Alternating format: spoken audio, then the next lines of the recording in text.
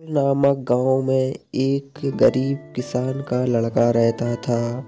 शुरू में ही उसके माता पिता का देहांत हो गया था, इसलिए वह अकेला उस गांव में रहता था।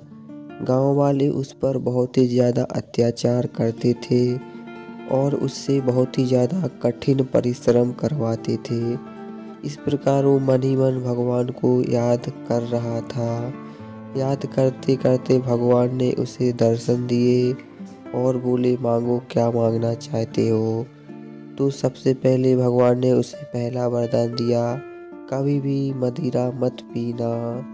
तो इस बात को सुनते ही वह खुश हुआ और उसने कहा बिल्कुल नहीं। उसके बाद दूसरा, जीव जंतुओं को कभी भी मत सताना। इसको भी उसने कहा ठीक है, कभी नहीं सताएंगे। तीसरा, कभी भी अपने बाल मत कटवाना। इसको भी उसने हाँ कर दिया। इस प्रकार वह बहुत ही शक्तिशाली बन गया। वह अपनी शक्ति का प्रदर्शन करने के लिए अगले दिन जंगल में गया और एक शेर को मार दिया।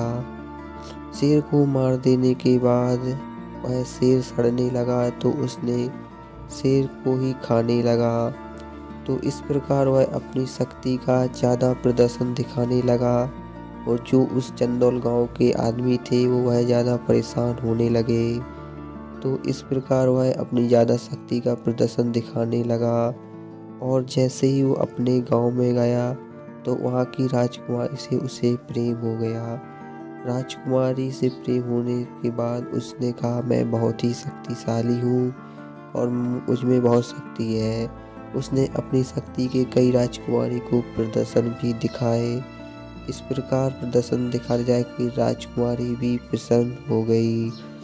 इस प्रकार वह अपनी शक्ति का प्रदर्शन दिखाते दिखाते राजकुमारी के वहीं बेड पर सो जाता है और जल्दी से वहाँ के नौकर आते हैं और उसके बाल काट देते हैं, क्योंकि उसकी सारी शक्ति उसके बालों में ही थी। इस बात को सब वहाँ की जनता जानती थी। तो इस प्रकार उसके बाल काट दिए तो उसकी सारी शक्ति चली गई। उसको वहाँ पे बंदी बना लिया गया। बंदी बनाने के बाद वह उसकी सारी शक्ति चली गई और उससे कठोर परिश्रम करवाने लगे। तो इस प्रकार वह बहुत ही ज़्यादा दुखी हो गया और साथ में उसकी आंखों में कुछ डाल दिया ताकि उसे दिखाई ना दे। तो इस प्रकार उससे बहुत ज़्यादा जुल्म हुए उस पर। इस प्रकार वहाँ के राजा ने उसे मारने के लिए दो खम्भों के बीच में बांधने का फैसला लिया। अगले दिन उसे ले जाकर दो खम्भों के बीच में बांध दिया। उसके सामने सारी जनता थी और कुछ सैनिक भी खड़े थे।